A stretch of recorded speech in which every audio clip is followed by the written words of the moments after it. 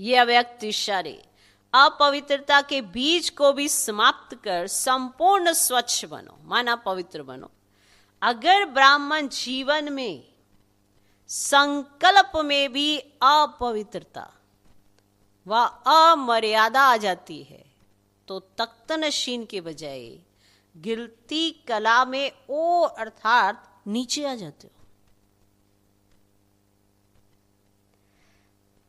कोई भी कर्म नहीं हुआ लेकिन व्यर्थ कर्म भी हुआ तो पश्चाताप के बजाय महसूसता की स्टेज होती है।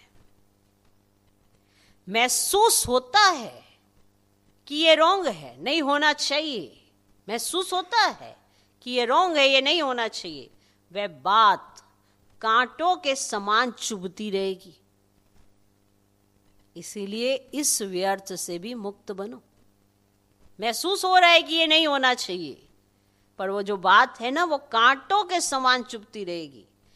माना पश्चाताप की बजाय क्या महसूसता की शक्ति आ जाएगी, और क्या महसूस करेंगे, जैसे कांटे चुभ रहे हो, ऐसा कर्म कर लिया। समझे? तो व्यर्थ से भी मुक्त रहना चाहिए ना, तब तो जीवन का आनंद ले सकोगे।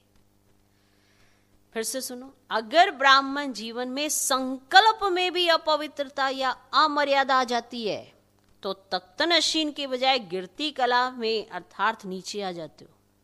कोई विक्रम नहीं हुआ लेकिन व्यर्थ कर्म भी हुआ तो पश्चाताप के बजाय महसूसता की स्टेज होती है कि उस समय ये महसूस हो रहा होता है कि हम जो कर रहे हैं वो गलत है, हमें करना नहीं चाहिए, ये महसूस हो रहा होता है।